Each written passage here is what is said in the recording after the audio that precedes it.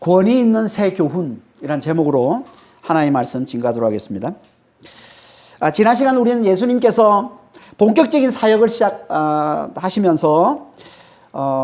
예수님과 함께 하나님 나라가 도래했다는 이 하나님 나라의 복음을 선포하시고는 제일 먼저 하신 일이 제자를 부르시는 일이라고 했습니다. 그건 이제 크게 두 가지 목적을 위해서인데요. 그게 뭐라고 했습니까? 교제와 전도라고 했죠. 교제와 전도.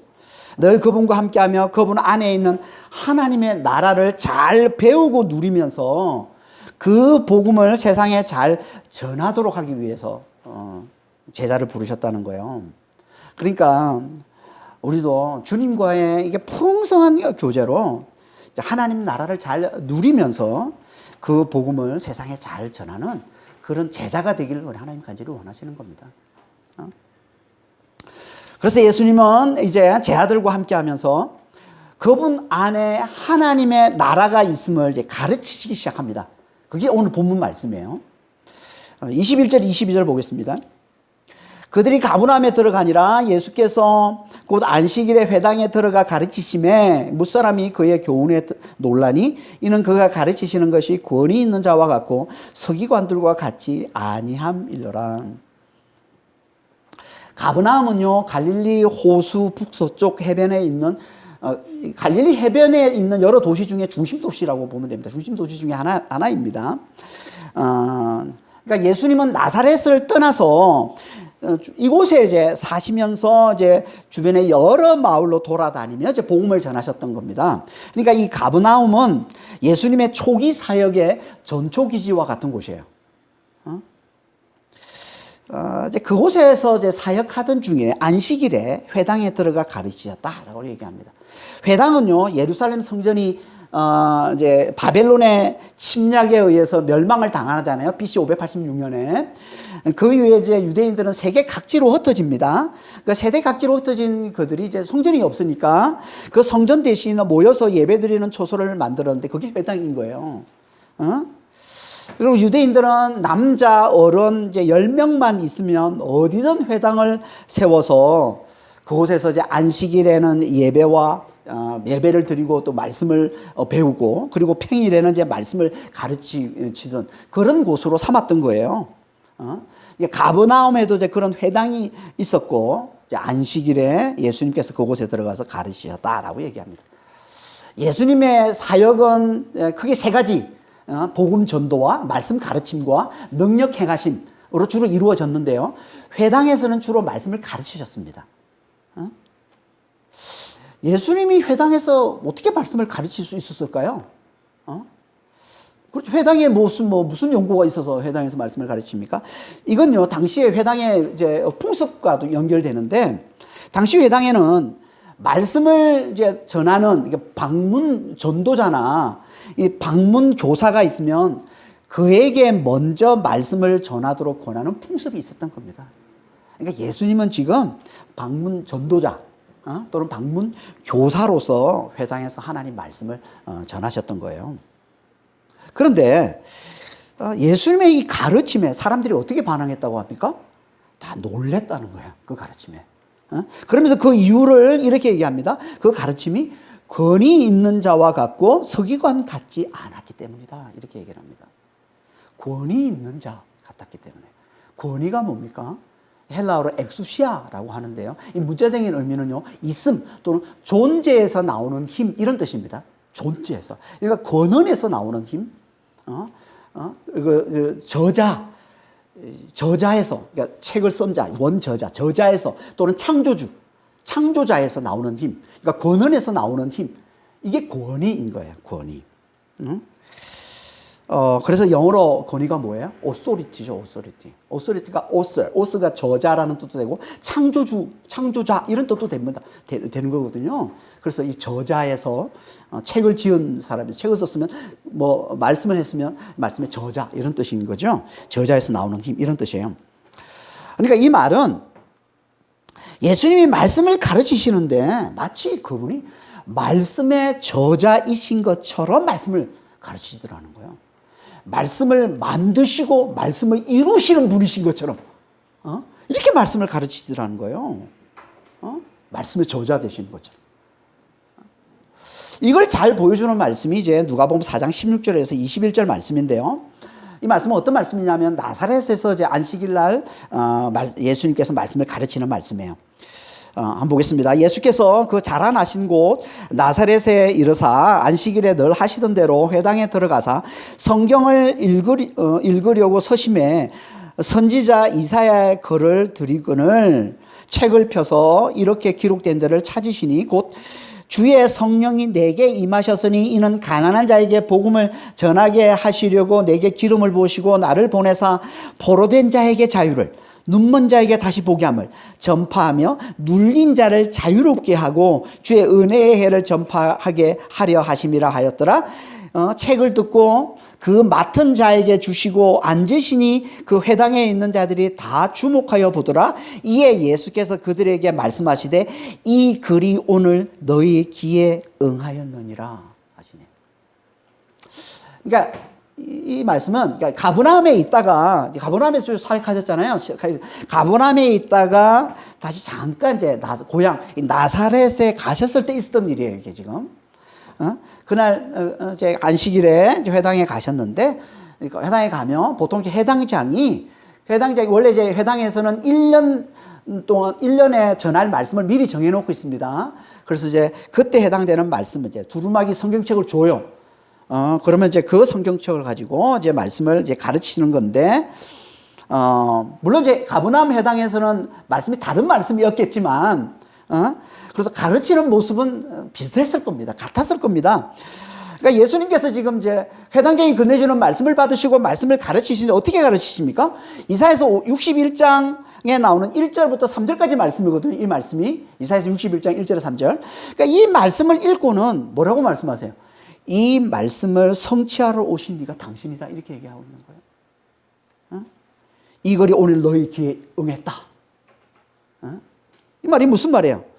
이사야의 예언, 이사야에 예언했던 61장 1절 3절 성령이 임하시고 기름 부어서 가난한 자의 복음을 전하는데 그럼 어떤 일이 일어난다고요? 포로된 자의 자유를, 눈먼 자에게 다시 보게 함을, 억눌린 자에게 자유를 주는 그런 놀라운 일이 일어난다는 거예요. 이게 곧 하나님 나라 아닙니까? 하나님 나라. 하나님 나라가 임하는 걸 얘기하는 거예요, 지금. 그런데 이게 이 일이 당신을 통해 이루어지고 있음을 얘기해요. 이게 응했다는 거예요. 이게 지금 성취됐음을 얘기해요. 아니, 누가 이렇게 말씀을 전합니까? 말씀이 있는데 이 말씀은 오늘 너에게 응했다. 이 말씀이 지금 이루어졌다. 이 말씀이 성취됐다. 아니, 이렇게 전할 수 있는 분이 세상에 있어요. 이건 오직 말씀의 저자, 말씀을 만드시고 말씀을 이루시는 분만 이렇게 말씀할 수 있는 거 아니에요? 이게 권위 있는 가르침이라는 거예요. 권위 있는 가르침. 말씀의 저자만이 주실 수 있는 가르침. 이건 절대 서기관이 흉내낼 수 있는 가르침이 아닌 거죠. 서기관이 누구냐면 서기관은 말씀을 기록하는 자 이런 뜻인데요. 이들은 당시 유대 학자들입니다. 유대 학자들로 구약의 말씀을, 당시는 말씀이 구약밖에 없었으니까 구약의 말씀을 발전시키고 교육시키고 적용시키도록 전문적으로 훈련받은 자들이에요. 그러니까 구약의 말씀의 전문가들이죠. 한마디로 이 서기관들이. 그래서 당시에 유대인들로부터도 이제 존경받았던 자들인데요. 하지만 이들은 오직 사람의 전통으로 가르치는 자들인 겁니다. 사람의 전통에서 벗어나지는 못해요. 이들의 가르침은. 다시 말해서 유명한 랍비들의 가르침을 잘 배워서 그대로 그것을 가르치는 그 수준에 항상 머물러 있는 거예요. 심지어 그 전통, 그 사람의 가르침, 그것을 하나님 말씀보다 더 중요하게 여겨서 그래서 예수님으로부터 이제 크게 호통을 당하는 지경에 이르게 되죠. 이게 마태복음 15장 3절 9절 말씀이잖아요. 대답하여 이르시되 너희는 어찌하여 너희의 전통으로 하나님의 계명을 범하느냐? 사람의 계명으로 교훈을 삼아 가르치니 하나님을 헛되이 경배하는도다. 이게 서기관과 바리새인들에 대해서 예수님이 하시는 말씀이거든요. 말씀을 가지고 예수님을 지적하니까 예수님이 하시는 말씀이에요. 너희는 사람의 전통을 가지고 지금 하나님의 말씀을 범한다 이렇게 얘기하고 있어요. 지금.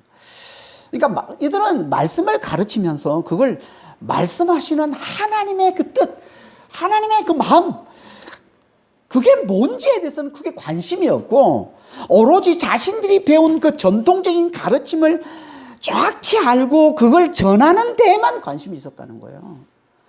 그래서 늘 자신들의 권위를 인간의 전통, 즉 유명한 랍비들의 이름을 대면서 그가 이렇게 말했다는 식으로 권위를 내세웠던 거죠. 이들은. 그러다 하나님의 말씀과 부딪히면 인간의 가르침을, 이 사람의 이 가르침을 더 중시하고 그걸 따랐던 거예요. 그걸 인간의 전통으로 하나님의 계명을 범했다라고 얘기를 하고 있는 겁니다. 그러니까 이들에겐 인간의 전통이 더 중요했던 겁니다.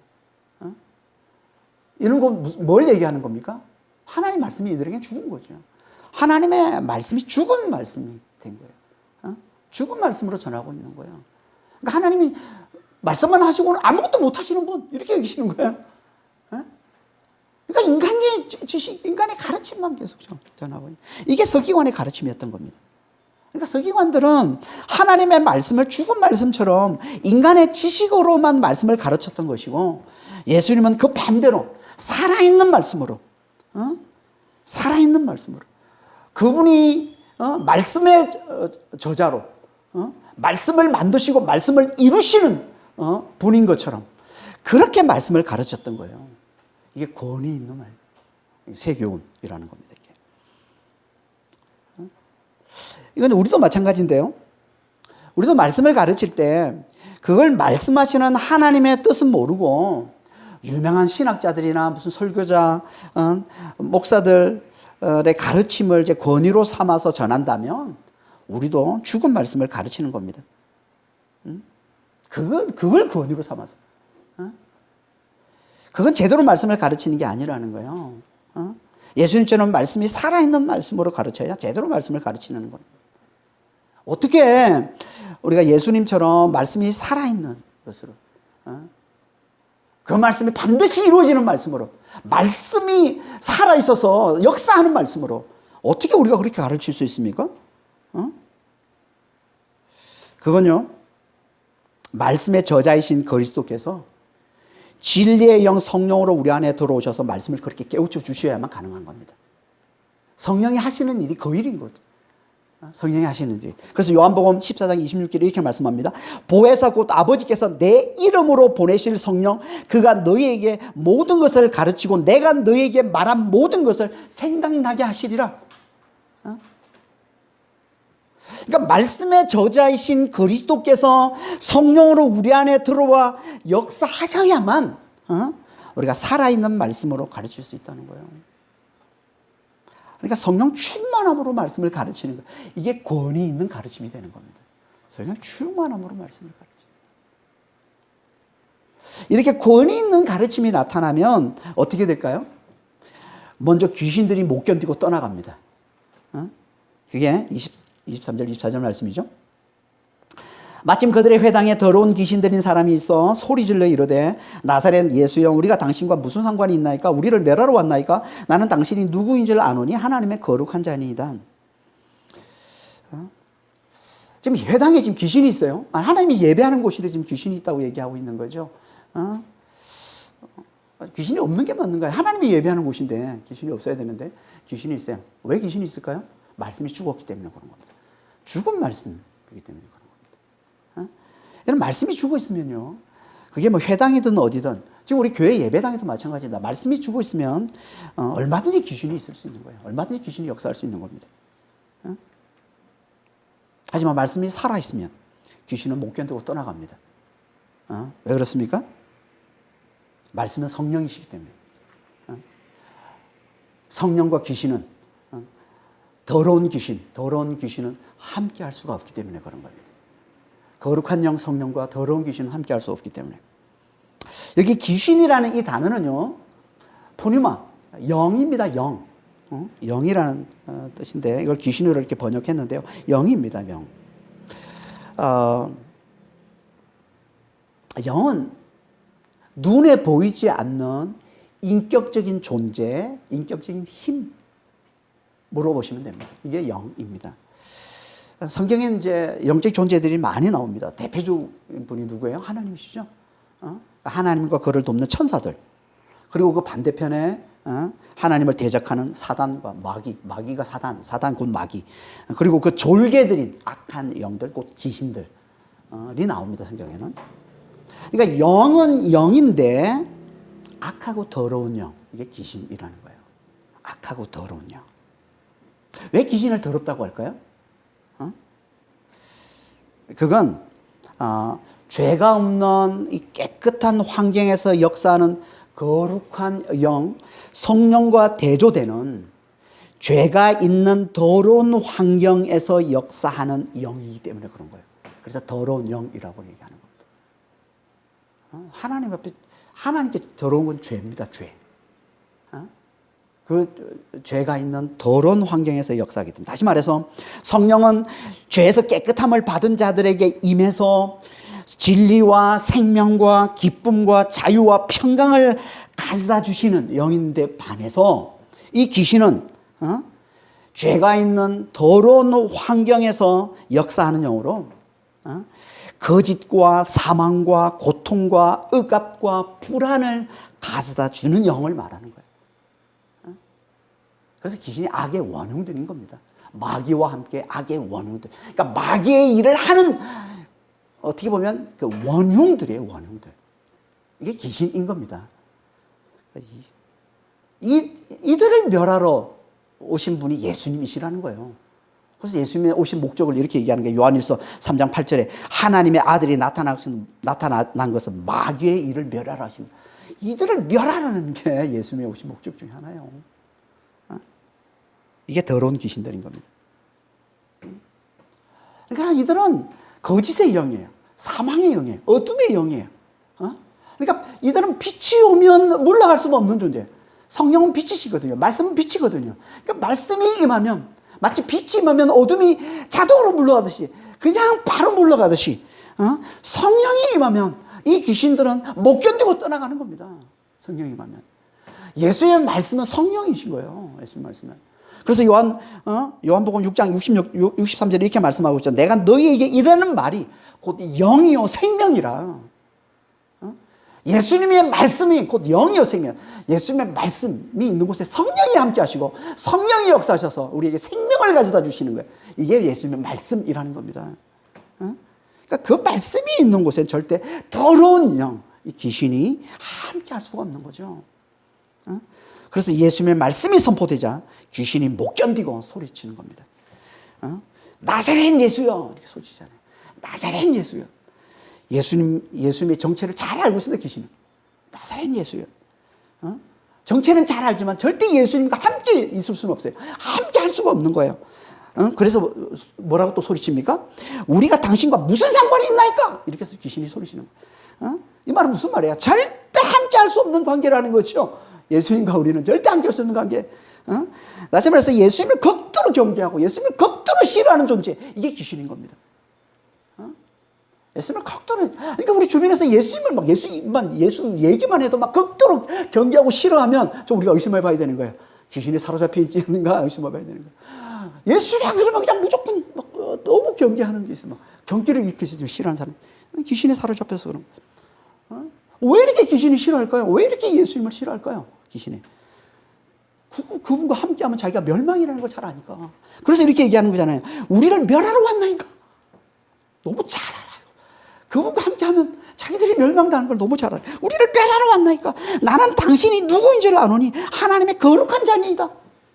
하나님의 거룩한 자라는 말은 악을 멸하러 보내신 하나님이 보내신 메시아라는 거예요.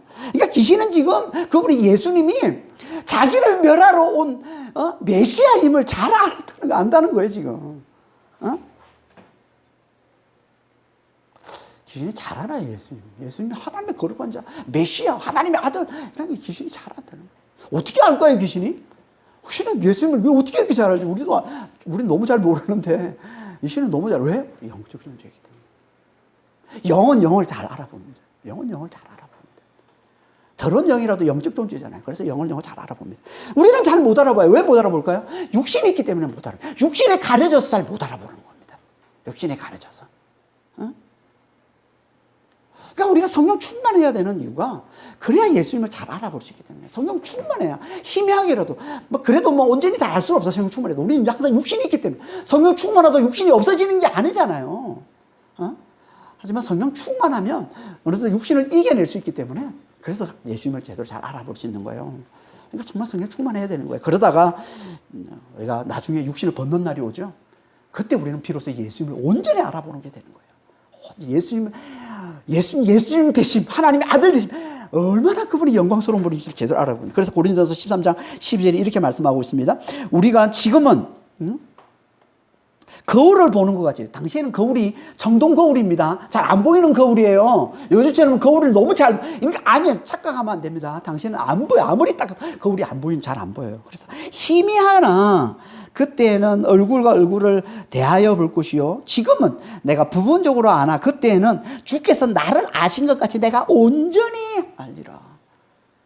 그때 가면 주님이 다시 오시는 그날 우리는 온전히 주님을 알게 돼요. 하지만 이 안다는 건 귀신이 아는 거랑 완전히 다릅니다. 귀신이 아는 건 완전히 달라요. 뭐가 다를까요? 귀신도 예수님을 알잖아요. 거룩한 자로 알고 메시아로 알고 하나님의 아들로 아는데 우리도 예수님을 그렇게 온전히 아는 거 뭐가 달라요? 사랑의 관계에서 하느냐. 사랑의 관계에서. 하나님을 알 때 예수님을 알 때 사랑의 관계 없이 예수님을 아는 거 이게 귀신인 거예요. 우리는 완전히 다른 거예요. 우리는 사랑의 관계에서 예수님을 아는 거예요. 나를 너무나 사랑하는 분으로 예수님을 아는 거예요. 그래서 예수님을 너무나 사랑하는 마음으로 예수님을 알게 되는 거예요. 이게 우리가 예수님을 알고 완전히 다른 거죠, 이거는. 그러니까 귀신은 지금 예수님의 이 살아있는 말씀의 저자이신 예수님께서 살아 역사하시는 말씀을 선포하시자 그분을 알아보되 사랑의 관계가 없으니까 못 견디는 거예요. 그분의 나타나심을 못 견디는 거예요. 사랑의 관계가 없으니까 두려움 가운데 살을 펴서 보는 거죠. 나를 심판할 자로 예수님을 보는 거죠. 나를 멸할 자로 예수님을 보는 거잖아요. 그래서 못 견디는 거예요. 그래서 소리치는 거예요, 지금. 이게 귀신이란 말이에요. 그러니까 뭘 얘기하는 겁니까, 이게 지금? 우리가 예수님을 사랑하고, 그러니까 우리가 하나님의 사랑을, 예수님의 사랑을 잘 알고, 그분의 이 말씀을 살아있는 말씀으로 우리가 굳게 잘 붙들면, 귀신은 절대 우리 안에서 역사하지 못한다는 거예요. 귀신은 절대 우리 안에서 견딜 수가 없다는 겁니다. 우리가 예수님을 사랑하고, 예수님의 그 말씀을 살아있는 말씀으로, 예수님께서 이루시는 말씀으로 성령으로 역사하시는 말씀으로 그렇게 우리가 말씀을 잘 붙들면 절대 귀신은 우리 안에서 역사할 수 못 견뎌요. 못 견뎌. 그렇게 귀신이 못 견뎌 소리치자 예수님이 어떻게 하십니까? 25절 26절에 예수께서 꾸짖어 이르시되 잠잠하고 그 사람에게 나오라 하시니 더러운 귀신이 그 사람에게 경련을 일으키고 큰 소리를 지르며 나오는지라. 여기 보면 귀신을 꾸짖어서 잠잠하고 나오라 이렇게 명령하셨다 이렇게 얘기를 합니다. 왜 귀신을 꾸짖어 잠잠게 하시는 걸까요, 예수님이? 왜 꾸짖어? 그건 아직 예수님의 정체가 드러나면 안 되기 때문에 그런 겁니다. 그건 곧 예수님의 사역을 방해하는 것이기 때문에 그런 겁니다. 예수님은요, 당신 안에 하나님의 나라가 있다는 당신의 메시아 되심, 당신의 이 하나님의 아들 되심을 먼저 충분히 전하고 가르치고 또 표적으로 또 충분히 나타내 보여준 후에 그 정체가 드러나기를 원하시는 겁니다. 왜 그러냐면 그래야 제대로 그분의 십자가와 부활의 이 메시아 되심을 믿을 수 있기 때문에. 그러니까 당신의 이 말씀, 이 복음을 충분히 듣고 배우고 그리고 표적을 통해서 경험하고 난 다음에 이 십자가 부활의 메시아 되심을 전할 때 비로소 제대로 알아듣지. 그렇지 않으면 말씀을 충분히 듣지 않고 그리고 그 표적을 통해서 보여주는 걸 충분히 경험하지 못하고서 알게 되면 사람들이 어떻게 반응하냐면 그 예수님을 자기 배를 채워주는 세상의 임금 정도로밖에 예수님을 보지 못한다는 거죠. 세상의 임금 정도. 그게 요한복음 6장 말씀이잖아요. 예수님께서 오병이의 놀라운 이적을 베푸시자 사람들이 어떻게 해요? 예수님께 예수님 계속 쫓아다니면서 우리의 왕이 되어주소서, 우리의 배를 채워주소서, 우리의 왕이, 그러잖아요. 예수님께서는 그걸 금하시는 겁니다. 그래서, 충분히 말씀을 전하고, 충분히 복음을 전하고 가르치기 전에, 충분히 표적을 통해서 당신의 메시아 되심을 드러내시기 전에 이렇게 정체가 드러나는 것, 이거를 예수님이 경계하시고 말리시는 거죠. 그러니까 귀신은 지금 사람들이 예수님의 말씀을 듣지 못하도록, 예수님 말씀을 전해야 되는데, 복음을 전해야 되는데, 그걸 듣지 못하도록 지금 사역을 방해하고 있는 거예요. 그래서 귀신을 꾸짖어 잠잠케 하고 나오라 했다는 겁니다. 잠잠하고 나와라. 그러자 귀신이 어떻게 했다고 그래요? 그 사람을 경련을 일으키고, 경련을 일으키다는 이 말은요, 어떤 뜻이냐면 잡아 찢는 거예요. 귀신이 나가기 싫어가지고 막 발악을 하는 사람 안에 집어찌는 거예요. 경련을 일으키고 큰 소리를 지르면서 나오더라. 그러니까 끝까지 사역을 지금 예수님 사역을 방해하고 있는 거예요 지금. 나가도 곱게 나가지는 않아요. 막 그냥 발악을 하면서 나가는 거죠. 이렇게 예수님은 말씀으로 귀신을 쫓아내십니다. 말씀으로. 여러분 귀신은요 말씀으로 쫓는 겁니다. 말씀으로. 말씀이 떨어지면 귀신이 떠나는 거예요. 예수님의 말씀이, 살아있는 말씀이 떨어지는 곳에 임하면 귀신은 떠납니다. 그러니까 우리도 귀신을 쫓을 때 이렇게 쫓으면 되는 거예요. 귀신을 쫓을 때.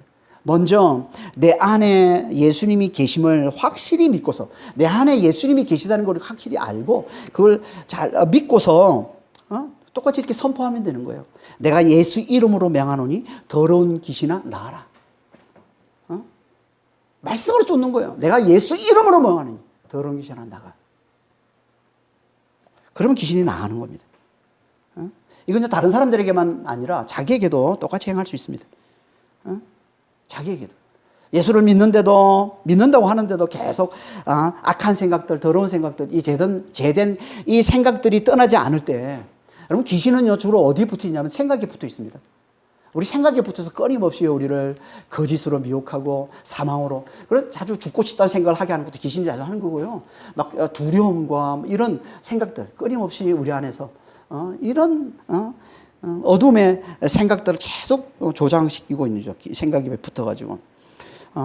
그럴 때 내가 아무리 하나님을 믿어도 떠나지 않으면 우리도 똑같이 우리 자기에게 이렇게 행할 수 있어요. 자기 머리에 손을 얹고서 이렇게 명하면 됩니다. 내가 예수 이름으로 명하노니 귀신아 떠나가라. 내 안에 더러운 생각을 가져다 주는, 내 재단 생각을 가져다 주는, 악한 생각을 가져다 주는 귀신은 떠날지어다. 말씀으로 선포하면 귀신이 떠나는 겁니다. 하지만 이건 근본적인 치유는 아니에요. 근본적인 치유는 아니에요. 막 이게 내 안에서 나를 심하게 방해하고 있고 내게 좀 이렇게 내 삶에 좀 힘들게 만들 정도로 이렇게 어려움을 주면 우리가 그렇게 사용할 수 있지만, 효과가 있지만, 근본적인 치유는 이게 아니라, 근본 치유는 뭘까요? 말씀을 붙드는 거예요. 말씀을 붙드는 거예요. 말씀의 저자이신 예수님의 말씀으로. 예수님께서 그 말씀을 만드시고 그 말씀을 이루시는 말씀으로.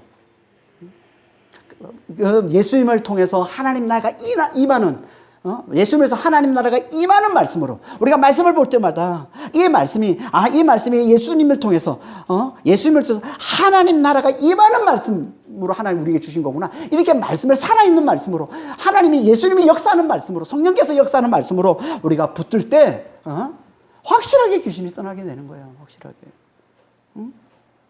그러면 마치 빛이 임하자 어둠이 물러가듯이 거짓과 사망과 고통과 억압과 불안을 가져다 주는 이 더러운 영은요 꼼짝 못하고 못 견디고 떠나게 되는 것이고, 그 대신 그 자리에 말씀과 성령이 가져다 주시는 진리와 생명과 기쁨과 자유와 평강이 들어와 우리가 누리게 되는 거예요. 그걸. 그러니까 우리는 말씀의 저자이신 예수님의 말씀으로 잘 붙드는 게 너무너무 중요한 거예요. 예수님의 말씀으로. 이게 말씀이 살아있는, 권세 있는 가르침이라는 겁니다. 권세 있는 가르침. 그래서 이걸 다시 한번 이렇게 강조하고 있습니다. 27절, 28절입니다. 다 놀라 서로 물어 이르되 이는 어쩌미뇨 권위 있는 새 교훈이로다 더러운 귀신들에게 명한즉 순종하는도다 하더라. 예수의 소문이 곧 온 갈릴리 사방에 퍼지더라. 예수님이 명하자 귀신마저 순종하여 떠나는 걸 보고는 다시 한번 사람들이 놀라면서 권세 있는 새 교훈이다 라고 서로 얘기하고는 그 소문이 곧 갈릴리 사방에 퍼졌다라고 얘기합니다. 예수님을 보면서 놀란 거예요. 이 가버나움 사람들이 지금 다 놀란 거예요. 그런데 안타깝게도 이들은 귀신도 순종하는 가르침을 보고 놀라긴 했지만 거기서 더 나아가지 않았어요. 더 나아가야 되는데 거기서 멈춰버린 거예요. 다시 말해서 그 가르침을 마음에 받아들여야 되는데 예수님의 그 가르침을 마음으로 받아들이는데 받아들이지 못. 예수님을 믿지는 않은 거예요. 예수님. 와 놀랍다. 와 신기하다. 와 어떻게 이런 일이 생기지? 그리고 땡 그럴 거지. 와 대단한 분이다. 와 저분이 누굴까? 저분이 이 메시아 맞구나. 저분을 믿어야 되는구나. 그걸 마음을 받아들이고 예수님을 믿어야 되는데 그러지는 않은 거예요. 그래서 이들이 나중에 예수님으로부터 너무나 완악한 자들이라는 큰 꾸지람을, 큰 고통을 당하게 되는 겁니다. 이 가버나움 사람들이. 마태복음 11장 23절입니다. 가버나움아 네가 하늘에까지 높아지겠느냐 음부에까지 낮아지리라. 내가 행한 모든 권능을 소돔에서 행하였더라면 그 성이 오늘까지 있었으리라. 이 능력을 소돔 사람이 봤다면 그들이 회개하고 다 돌아왔을 거다. 이런 얘기하고 있는 거지.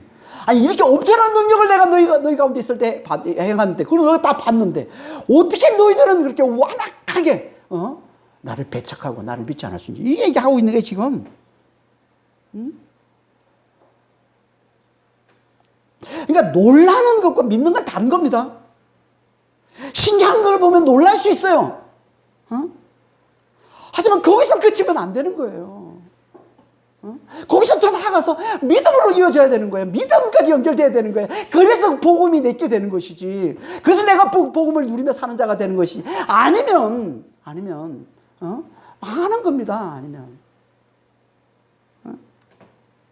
그러니까 놀라운 거, 하나님이 예수님께서 신기한 걸 보여주신 건 믿으라고 보여주신 건데 그냥 놀라기만 하고 있어. 그러니까 우리가 신기한 걸 보고 놀라는 거, 그게 믿음으로 연결되지 않는다는 걸 이 가버나움 사람들이 너무 잘 보여주고 있는 거예요. 어떻게 그러면 우리가 믿을 수 있어요? 어떻게? 말씀을 제대로 잘 들어야 믿을 수 있는 거예요. 예수님의 말씀으로, 예수님의 살아있는 말씀으로, 예수님이 그 말씀을 이루시는 말씀으로, 그 말씀을 우리가 잘 들어야 우리가 믿을 수 있는 거예요. 그래서 로마서 10장 17절에 이렇게 말씀하는 거잖아요. 믿음은 들음에서 나며 들으면 그리스도의 말씀으로 말미암느니라. 믿음은 오직 들음에서 나는 거예요. 그리스도의 말씀을 듣는 데서 나오는 거예요. 그리스도의 말씀을. 이 말씀을 이루러 오신 그 그리스도의 말씀을. 이 말씀을 그분을 통해 하나님의 나라가 임하는 말씀으로, 이 말씀을 들을 때 믿음이 나온다는 거예요. 신기한 것 아무리 많이 봐도 우리가 말씀을 듣지 않으면 믿음이 오지 않습니다. 얼마나 많은 사람들이 이걸 몰라요. 자꾸 능력만 쫓아가고 신기한 것만 쫓아가고. 아니에요. 그런 믿음이 안 자라요. 믿음은 오직 말씀에서만 자라는 겁니다. 그래서 말씀을 그렇게 강조하는 거예요. 그러니까 우리 중에 정말 한 사람도 권세 있는 새 교훈이다 놀라기만 하고 막 신기한 일이다 놀라기만 하고 믿지는 못하는 그런 어리석은 자가 한 사람도 없기를 바랍니다.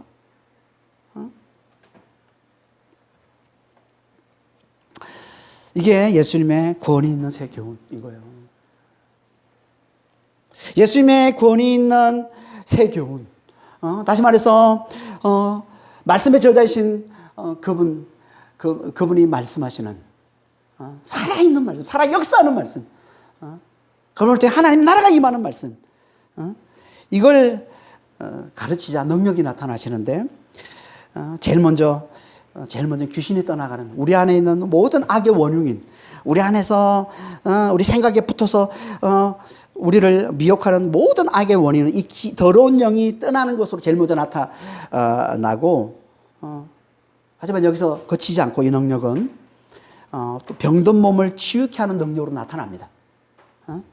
그걸 말씀하고 있는 게 29절 이하의 말씀이죠. 29절 31절입니다.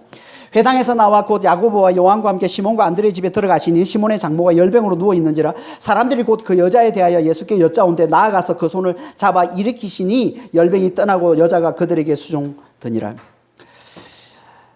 이건 지금 같은 날 안식일이죠. 지금 안식일에 회당에서 나온 후에 일어난 일을 얘기하는 겁니다. 지금 예수님이 시몬의 집으로 들어갔는데 시몬의 장모가 병들었다 이렇게 얘기를 합니다. 이건 뭘 보여주는 거죠? 지금 베드로가 결혼해서 뭘 보여주는 거예요? 베드로가 사는 집이 가버나움에 있어. 원래 베드로의 집은 이제 베세다에 있습니다. 요한복음 1장 44절에 보면 베세다에 있는데 결혼해서 이제 이곳으로 이사 온 것으로 보여요. 그래서 결혼해서 이제 가버나움에 살고 있는데 누굴 모시고 살고 있어요? 장모를 모시고 살고 있대요. 그러면 베드로가 결혼했음을 얘기하고 있는 거죠. 베드로는 결혼했습니다. 가톨릭에서 자꾸 베드로가 결혼 안 했다고 자꾸 얘기를 하고 분명하게 결혼했다고 얘기하잖아요. 지금 결혼했어요. 그리고 그 장모가 지금 열병으로 누워 있는데 그래서 사람들이 이제 그걸 예수님께 알려주자 예수님이 손을 잡고 일으키니 열병이 떠났다 이렇게 얘기를 합니다. 이거 이제 예수님 안에 하나님 나라가 있음을 다시 말해서 예수님을 통해서 하나님 나라가 임하심을 치유를 통해서 지금 나타내 보여주고 있는 거죠. 지금 치유를 통해서. 그런데 병행구절인 이 말씀과 병행구절인 누가복음 4장 39절에 보면 좀 다르게 말씀하고 있습니다. 이 구절을. 거기서는 뭐라고 얘기하고 있냐면 예수께서 가까이 서서 열병을 꾸짖으신데 병이 떠나고 열병을 꾸짖어요. 그럼 누가복음을 썼는 누가는 의사입니다. 누구보다 과학적인 사람이에요. 누가는. 그런데 뭐라고 얘기해요? 열병을 꾸짖었다. 열병을 인격으로 표현합니다. 열병을. 마치 이 꾸짖다는 말은 25절에 오늘 보면 25절에 보면 귀신을 꾸짖다 때 꾸짖다는 단어 같은 단어거든요. 귀신을 꾸짖듯이 지금 열병을 꾸짖은 거예요. 그러니까 병이 떠나더라는 겁니다. 뭘 보여주는 걸까요? 이건요 열병의 원인이 아니 모든 질병의 원인이 귀신임을. 그러니까 질병을 비롯한 모든 악의 원흉이 귀신임을 다시 한번 관계에서 보여주고 있는 거예요.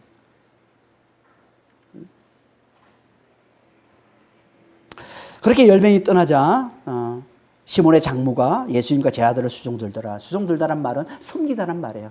이건 우리가 쓰고 있는 집사라는 단어와 같은 단어입니다. 섬기다 이런 거, 집사라는 단어예요. 집사로 섬기는 걸 얘기하는 거예요. 그러니까 예수님의 이 치유, 예수님이 주시는 이 치유를 경험하고는 이 시몬의 장모가 예수님과 제 아들을 계속 섬겼다는 거예요. 이 미알도로 되어 있는데요. 계속 섬기는 거예요, 지금. 뭘 보여주냐면 하나님 나라의 능력, 하나님 나라의 그 은혜를 경험한 자의 삶이 뭔지를 잘 보여주는 거예요. 하나님의 나라를 경험했다면, 우리가 하나님 나라의 그 은혜를 경험했다면, 예수님의 그 치유와 예수님의 그 구원을 우리가 경험했다면, 그 어떤 삶, 그들에게 합당한 삶이 뭔지를 보여주고 있는 그건 섬기는 삶이라는 거예요. 예수님과 제자들, 곧 교회를 섬기는 삶을 사는 거라는 겁니다. 이게 예수님을 제대로 믿는, 예수 안에 하나님의 나라가 있음을 제대로 알고 제대로 믿는 자의 삶이라는 겁니다. 그리고 이 소문은 이제 갈릴리 사방에 퍼졌고 모든 병자와 귀신 들린 자들이 예수님께 몰려왔다 이렇게 얘기를 합니다. 32절 34절입니다.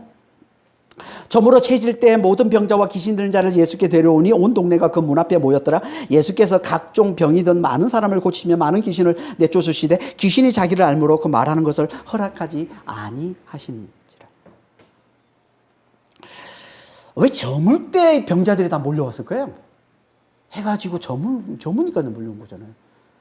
그 전에 안 오고 그때 어떻게 기다리고 있다 그때 다 왔다는 의미가 있는 거예요. 왜 그랬을까? 왜? 그건요 안식일이기 때문에 그런 거예요. 안식일. 바로 해 지기 전까지가 안식일이거든요.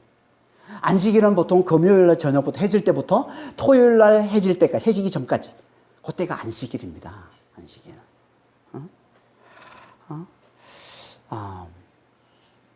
안식일에는 마음대로 돌아다닐 수가 없기 때문에 사람들이 아파도 치료를 받을 수가 없는 거예요.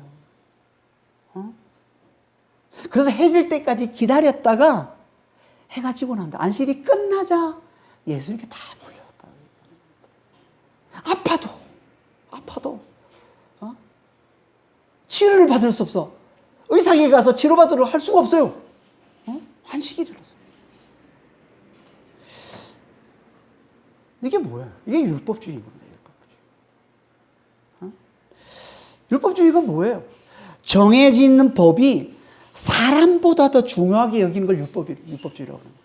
생명보다 더 중요하게 여기는 거예요. 이게 율법주의인 겁니다. 예수님이 이게 아니라는 거예요. 예수님이 이걸 박살내시는 거예요. 율법주의. 이거 하나님 뜻 아니야. 이건 잘못된 거야. 예수님이 이걸 깨우쳐 주시는 거죠. 예수님이 뭐라고 말씀하십니까? 마가복음 2장 27절에 보면 예수님이 사람이 안식일을 위해 있는 게 아니라 안식일이 사람을 위해 있는 거야. 이게 예수님 말씀이에요. 마가복음 2장 27절에.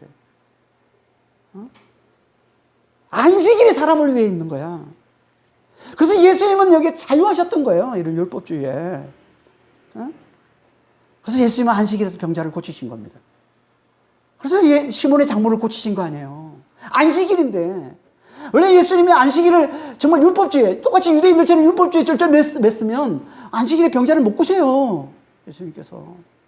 나중에 보면 예수님이 회당에서 가르칠 때 막 손 마른 자를 고쳐주고 병할 때 막 그 유대인들이 그 서기관 바리새인들이 보다가 안식일인데 병자를 고쳤다고 막 예수님을 뭐라 그러고 예수님이 그때 다시 한번 얘기하죠. 생명이 더 중요하지. 하나님은 생명을 더 중요하게. 그러니까 유대인들 바리새인들과 이 서기관들이 그걸 견디지 못하고 어떻게 하면 예수를 죽일까 업무를 꾸미더라. 그러잖아요. 우리가 좀 있으면 나중에 살펴보게 될 텐데. 율법주의에 사로잡혀 있는 것 같아요. 지금도요. 우리는 얼마나 이 정해진 법이 사람보다 생명보다 더 중요하다고 하는 이 율법주의에, 이 형식주의에, 이 관료주의에 사로잡혀 살고 있는지 모릅니다. 얼마나 사람들이 그렇게 많이 빠져 있어요, 지금. 사람의 생명보다 법이 더 중요해. 사람의 생명보다 룰이 더 중요해. 규칙이 더 중요한 거야. 그게 더 중요한 거야. 생명보다. 여기 얼마나 빠져 있어서 수많은 사람들을 무시하고 생명을 무시하는 그런 모습들이 얼마나 많이 나타납니까? 우리 삶 가운데. 그러니까 예수 안에 있어야만 진정으로 우리를 억압하는 이 율법주의, 이 형식주의, 이 관리주의에서 우리가 자유할 수 있는 겁니다. 예수 안에 있을 때. 사람들이 이걸 너무 몰라요. 진정한 자유는 예수 안에 있을 때 누릴 수 있는 거예요. 네. 그렇게 안식일이 끝나자 사람들이 모든 병자와 귀신 들린 자를 데리고 예수님께 다 몰려왔고 예수님은 그들을 다 고쳐주셨다 이렇게 얘기합니다. 그걸 다 고쳐주셨어요. 그러니까 그분 안에 있는 구원과 치유와 회복과 자유와 기쁨을 가져다 주시는 그 하나님 나라가 있으면 그분 안에 그 예수 안에 하나님 나라가 있으면 그 표적을 통해서 확실히 나타내 보이신 거예요. 오는 대로 병자들이 오는 대로 귀신 들린 자들이 오는 대로 다 고쳐주심으로 그분 안에 하나님 나라가 있으면 치유와 구원과 자유와 기쁨을 가져다 주면 하나님 나라가 그분 안에 있으면 표적을 통해서 확실히. 그러니까 지금 병든 자들이 치유받고 귀신 들린 자들이 지금 귀신이 쫓겨나는 이런 일들은 다 뭐예요? 표적인 거죠. 표적. 실상을 보여주는 표적이에요. 실상이 뭐예요? 실상은 그분 안에는 하나님 나라가 실상입니다. 그분 안에 하나님 나라가 있다는 거. 그분을 믿으면 하나님 나라를 산다는 거예요. 영원한 구원을, 영원한 다스림을, 부활과 영생을 누리며 산다는 거예요. 그 영생과 자유와 그 영원한 구원과 영원한 자유와 기쁨을 누리며 산다는 거예요. 이게 실상이잖아요. 이게 실상. 그래서 이 병인 구절인 마태복음 8장 16절 17절에 이렇게 말씀하고 있습니다. 저물매 사람들이 귀신 들린 자를 많이 데리고 예수께 오거늘 예수께서 말씀으로 귀신들을 쫓아내시고 병든 자들을 다 고치시니 이는 선지자 이사야를 통하여 하신 말씀에 우리의 연약한 것을 친히 담당하시고 병을 짊어지셨도다 함을 이루려 하심이더라. 예수님이 이렇게 병자들을 고치시고 이렇게 귀신 들린 자들을 쫓아내서 그들을 치유해 주시고 하신 이 모든 것들은 다 뭐예요? 이사야가 예언한 말씀을 이루기 위해서 그렇다는 거죠. 그러니까 이사야 예언한 말씀이 뭡니까? 우리의 연약한 것을 친히 담당하시고 그 병을 친히 짊어지셨도다 하는 이 말씀. 이 말씀이 정확히 어디냐면 이사야서 53장 4절 말씀이에요.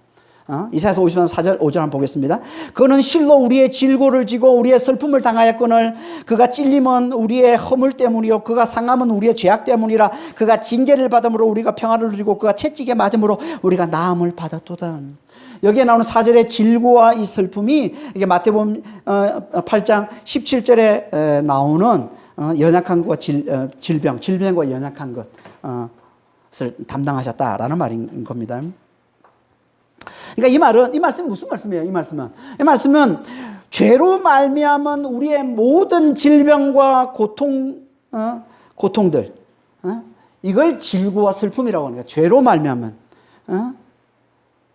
말미암은 우리의 모든 질병과 이 고통들, 이걸 그가 다 가져가셨다는 거예요. 그가 누굽니까? 메시아죠. 그리스도, 예수. 그러니까 이건 예수님께서 세상의 죄를 지고 죽으신 십자가를 말하는 거란 말이에요. 십자가.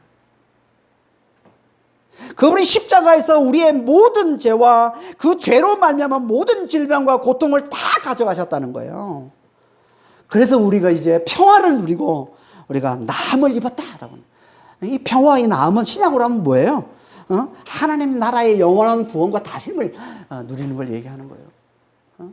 하나님 나라의 영원한 구원과 다스림, 부활과 영생의 이 자유와 이 기쁨을 누리는 걸 얘기하는 거죠. 이걸 표적으로 보여주는 거예요. 이게 뭐라고요? 이게 질병을 고치고 귀신을 쫓아내시는, 예수님께서 많은 질병을 고치고 많은 귀신들을 쫓아내신 거라는 겁니다. 그러니까 주님은 이 사역을 하시면서 질병을 고치시고 귀신을 쫓아내시면서 분명 주님은 이들이 이걸 보면서, 이걸 경험하면서 실상을 깨닫기를 간절히 바랬을 거예요. 실상을 깨닫길. 그분 안에 하나님의 나라가 있음을, 그분 안에 영원한 구원과 다스림이 있음을, 그분 안에 부활과 영생이 있음을, 영생의 자유와 기쁨을 영원토록 누리는 삶이 있음을, 그래서 그분을 메시아로 알아보고, 그래서 그분을 굳게 믿고, 그분을 굳게 바랬을 겁니다. 그렇지 않겠어요? 말씀으로 귀신이 떠나가는 걸 보면서 수많은 귀신 들자들이 말씀으로 떠나가고, 병자들이 예수님 만지기만 하면 건드기만 하면 도취를 받는 이것들을 보면서 사람들이 보면서, 와, 저분은 사람이 아니다. 정말 저분은 진짜 하나님 맞구나. 하나님 부르신 메시아가 맞구나. 정말 우리를 구원하신 구원자가 맞구나. 하나님 구약에서 예언했던 그 말씀을, 그 예언들을 이루러 오신 분이 맞구나. 하나님 나라를 가져오시는 분이 맞구나. 이걸 제대로 알아보고 예수님을 제대로 믿는 자 되기를 바랬을 거란 말이에요. 분명히 예수님은 이 많은 능력들을 행하면서 그랬을 거예요. 그런데 이 바보 남은 사람들은 그러질 않았다는 거예요. 그들은 눈에 보이는 몸의 치유에만 관심이 있었지, 눈에 보이지 않는 하나님 나라에는 관심이 없었다는 거예요. 아니, 예수님께서 그렇게 능력을, 신기한 일들을 많이 행하는 그 일을 보면서, 와, 저분 어떻게 저런, 정말 저분이 메시아, 이걸 봐야 되는데 이걸 못 보고 막 고침받는 것만 좋은 거야. 그냥 고침받는 것만 좋은 거야. 그냥. 와, 좋다. 막 병이 다 낫네. 오이, 좋다. 이거 끝이야. 병이 낫네. 끝. 이렇게. 얼마나 안타까운 거예요. 얼마나 이게. 진짜 예수님은 그걸 통해서, 표적인데, 표적은 사인이거든요. 사인. 사인이에요. 가리키는 거란 말이에요. 표적은. 진리를 가리키는 거란 말이에요. 실상을 가리키는, 그걸 보라고, 그걸 좀 붙들라고 가리키는 건데, 그냥 그 사인만 좋다고 그냥 거기에 눌러앉아 있는 그런 꼴인 거죠. 그래서 예수님이 호통치신 거 아니에요. 세상에 가보나마, 내가 세상 어디에도 너희보다 많은 능력, 너희보다 능력을 많이 보인 데가 없는데 어떻게 너희는 이렇게 많은 능력을 보고도, 나를 통해서 보고도 어떻게 나를 안 믿을 수 있니? 그렇게 호통친 거 아닙니까? 예수님께서. 가버나움 사람들, 그들의 그 완악함. 우리도 마찬가지입니다. 예수님께서 우리의 모든 죄, 그리고 그 죄들로 인한 모든 질병과 연약함들을 다 가져가시고, 우리의 모든 죄와 그 죄로 인한 모든 질병, 모든 고통, 모든 아픔, 모든 연약함, 이것들을 예수님이 다 가져가신 거예요. 당신의 몸에 다 짊어지신 거잖아요. 이게 십자가잖아요. 여러분, 십자가는요, 우리의 모든 연약한 것들, 질병들, 고통들, 아픔들, 죄로 인한 그 모든 것들을 죄와 함께 예수님이 다 빨아들이신 거예요. 그게 십자가인 거예요. 다 십자가. 그리고 대신 우리에게 하나님 나라를 주신 거예요. 하나님 나라. 하나님의 영원한 구원. 하나님의 영원한 다스림. 부활과 영생을 가져다 주신 거예요. 영생의 이 자유와 이 기쁨을 누리게 해주신 거예요. 이게 십자가란 말이에요. 이게. 이 엄청난 복을 주셨는데. 이 엄청난 복을 주셨는데, 아니, 몸의 치유와 세상에서의 이 행복, 잠시 누리는 이 몸의 치유와 이 세상에, 이거는 비교가 되지 않는, 비교가 되는 엄청난 복을, 엄청난 구원을, 엄청난 치유를 우리에게 가져주셨는데, 우리가 여기에는 관심이 없고, 우리가 그냥 우리 몸의 치유에만, 우리가 세상에 누리는 이 행복에만, 여기에만 관심을 두고 있다면, 우리 하나님 지금도 여전히 가버나움 사람들을 보면서 정말 안타까워하셨던 그 주님께서 지금도 얼마나 안타까워하시겠어요. 똑같이 주님께서 그들에게 호통치신 것처럼 우리도 그렇게 호통치실 거란 말이에요. 표적에 마음을 두지 말고 실상에 마음을 두기를 우리 하나님 간절히 바라시는 겁니다. 실상을 잘 알고 예수 안에 하나님 나라가 있습니다. 너무나 풍성한 그 하나님의 나라, 너무나 능력이 많은 그 하나님의 나라, 엄청난 구원과 엄청난 자유와 엄청난 기쁨이 있는 그 하나님의 나라. 예수님 그걸 우리 가지고 주신 거거든요. 그걸 상징해서 그 압축해서 보시니까 그 부활이잖아요. 세상의 모든 고통을 압축하는 게 사망인 것이고 그 사망을 박살내는 게 부활 아니에요. 그 부활을 통해서 그걸 보여주는 거예요. 그러니까 하나님 나라를 압축시키면 이게 부활인 거예요. 근데 이 부활을 묵상하면 이 하나님 나라가 얼마나 엄청난지. 이 엄청난 부활, 이 엄청난 하나님의 나라. 이거 하나님 우리에게 주셨는데 이거 실상을 잘 알아보고 성령 안에서 이걸 맛보고 이걸 누리는 자가 하나 되기를 우리 하나님이 간절히 원하신단 말이에요. 어떻게 해야 된다고요? 어떻게 해요? 그냥 놀라운 능력들 그런 거 많이 보면 됩니까? 아니에요. 그러니까 놀라기만 할 뿐 그게 믿음으로 이어지지는 않는다는 거예요. 그럼 어떻게 해야 됩니까? 말씀을 들어야 된다. 말씀은 권위 있는 가르침으로, 권위 있는 세교훈으로 말씀을 들을 줄 알아야 된다는 거예요. 말씀이 저자이신 예수님이 하시는 말씀으로, 예수님께서 그 말씀을 만드시고 이루시는 것으로 그렇게 말씀을 들을 줄 알아야 된다는 거예요.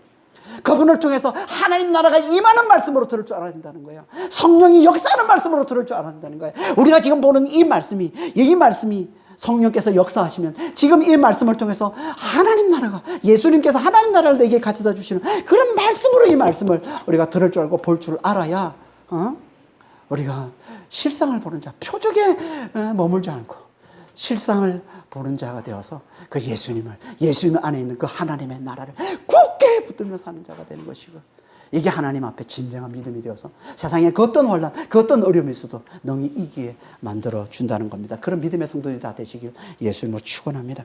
기도하겠습니다. 하나님 아버지, 말씀을 들을 때 정말 말씀을 권위 있는 세교훈으로, 말씀의 저자이신 예수님이 하시는 말씀으로, 그 말씀을 만드시고 그 말씀을 이루시는 말씀으로, 그분을 통해서 하나님 나라가 임하는 말씀으로 그렇게 우리가 말씀을 잘 듣고 그 말씀을 잘 붙드는 자가 될 수 있도록 아버지 하나님, 그래서 정말 성령으로 말미암아 하나님의 나라를 누리는 자가 될 수 있도록, 하나님의 그 엄청난 능력에, 그 엄청난 자유와 기쁨과 구원과 생명을 누리는 그 엄청난 능력이 하나님의 나라를 우리가 잘 누리는 자가 되게 하시고, 성령 안에서, 그리고 그 표적으로 정말 우리 안에 있는 거짓과 사망과 억압과 고통과 이런 더러운 것들을 가져두는 그 더러운 영, 귀신들이 떠나가고 우리의 몸에 이 질병이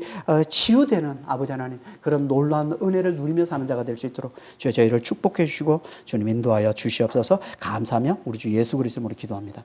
아멘.